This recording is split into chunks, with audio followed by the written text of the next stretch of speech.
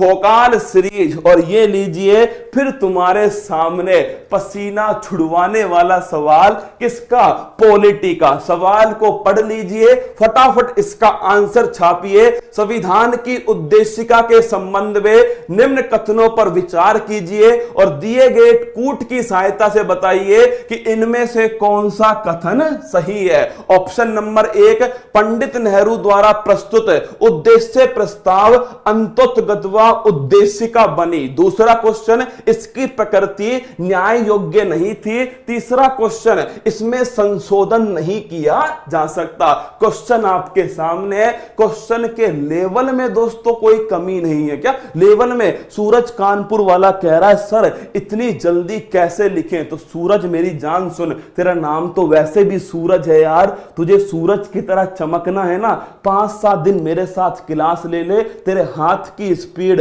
Bullet train से fast होने वाली है। तो बताओ आंसर क्या है इस क्वेश्चन का।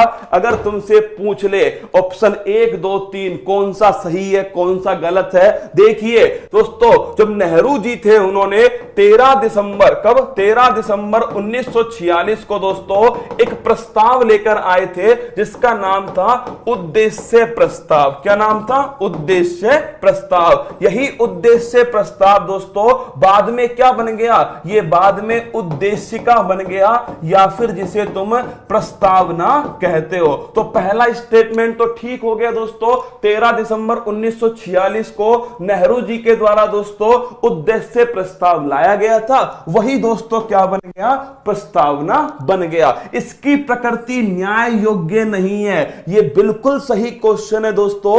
इसकी प्रकृति न्याय योग्य नहीं है मतलब तुम दोस्तों आपके सुप्रीम कोर्ट में नहीं पहुंच जाओगे प्रस्तावना को लेकर, तो नोट कर लो इसकी प्रकृति न्याय योग्य नहीं है, इसमें संशोधन नहीं किया जा सकता।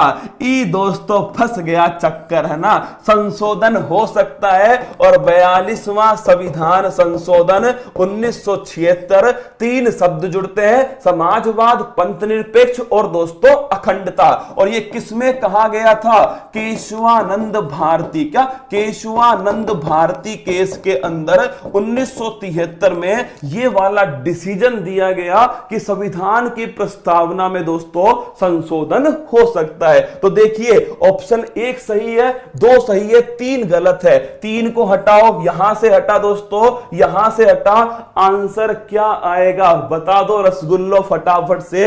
इसका आंसर आएगा ऑप्शन नंबर बी। क्या आएगा दोस्तों, ऑप्शन नंबर बी जो है वो इसका एकदम दोस्तों सही आंसर है, ऑप्शन नंबर बी। अगला क्वेश्चन देखना, निम्नलिखित कथनों पर विचार कीजिए। ये देखिए यार सच बता रहा हूं, तुमने मेरे साथ में ये 2-2 सवाल भी पढ़ लिए ना, पॉलिटी में तो दोस्तों तुम्हारे सारे क्वेश्चन धमाधम सही होने वाले हैं। सवाल देखो, भारत में राजनीतिक सत्ता का प्रमुख स्रोत जनता है। डॉक्टर भीमराव अंबेडकर ने प्रस्तावना को संविधान की आत्मा कहा है। कितना दोस्तों, कितना बारीक क्वेश्चन पूछा गया है आपके सामने कि भारत में सत्ता का प्रमुख स्रोत कौन सा है। तो आप सभी को पता है दोस्तों कि सबसे पहली लाइन प्रस्तावना में क्या लिखी हुई है, प्रस्तावना में लिखी गई दोस्तों कि हम भारत के लोग, क्या, हम भारत के लोग, मतलब दोस्तों शक्ति किसके हाथ में, भारत के लोगों के हाथ में, भारत की जनता के हाथ में। तो ध्यान रखना शक्ति का स्रोत क्या है, तो दोस्तों लिखना शक्ति का स्रोत है भारत की जनता। क्या दोस्तों, भारत की जनता शक्ति का स्रोत है। लेकिन दोस्तों डॉक्टर भीमराव अंबेडकर ने प्रस्तावना को संविधान की आत्मा नहीं कहा, इन्होंने मेरे दोस्तों आर्टिकल 32 को कहा। इसको नोट करना दोस्तों, डॉक्टर भीमराव अंबेडकर ने अनुच्छेद 32 संवैधानिक उपचारों का अधिकार, किसका, संवैधानिक उपचारों का जो अधिकार है, इसे दोस्तों संविधान की आत्मा कहा किसने, डॉक्टर भीमराव अंबेडकर। तो नोट करना दोस्तों, बाबा साहेब भीमराव अंबेडकर जी ने संविधान की आत्मा आर्टिकल आर्टिकल 32 को किया था। और दोस्तों क्यों कहा? क्योंकि दोस्तों संविधान में मौलिक अधिकार है, लेकिन उनका अगर दोस्तों हनन हुआ तो आप कहां जाओगे? आप जाओगे सुप्रीम कोर्ट। किस अनुच्छेद से जाओगे? वो अनुच्छेद 32। मतलब तुम्हारे मौलिक अधिकारों का हनन हुआ तो दोस्तों सुप्रीम कोर्ट तुम्हारे मौलिक अधिकारों को वापस दिलाने की गारंटी देता है। क्या? आर्टिकल 32 दोस्तों क्या है?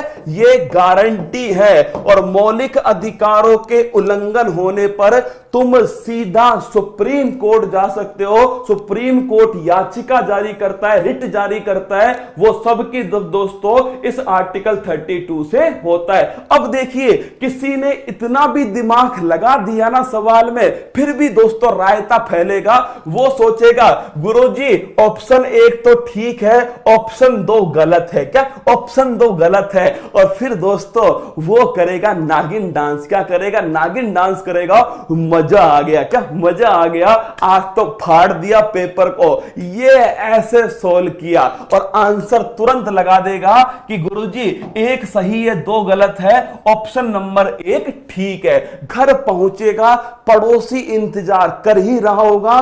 पड़ोसी पूछेगा क्वेश्चन का आंसर क्या है? वो कहेगा इतना आसान सवाल था यार, ऑप्शन नंबर 1। कट गया चालान बेटा तेरा। तो ध्यान रखना इसमें पूछा है असत्य कथन कौन सा है। तो दोस्तों किसी तुम में से जाने कितनों का चालान कटा होगा इसमें पूछा है गलत कथन कौन सा है। तो दोस्तों गलत स्टेटमेंट है केवल 2। क्या है दोस्तों? ऑप्शन नंबर बी इसका सही आंसर है। इसने पूछा गलत कथन कौन सा है, इसने ये नहीं पूछा सही कथन कौन सा है।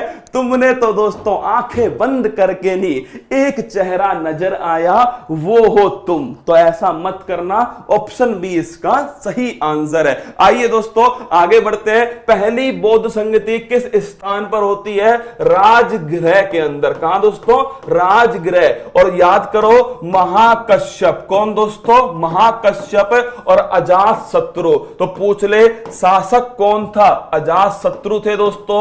और पूछे कौन इसके अध्यक्ष थे? महाकश्यप थे। राजगृह बिहार के अंदर पहली बौद्ध संगति का आयोजन किया गया। ना अपील ना दलील का कानून लिख लो, रॉलेट एक्ट। कौन सा है? रॉलेट एक्ट है 1919 का। ना अपील ना दलील, काला कानून। क्या बोलते हैं दोस्तों? काला कानून कहते हैं रॉलेट एक्ट को। CU की किसकी यात्रा वृतांत है दोस्तों?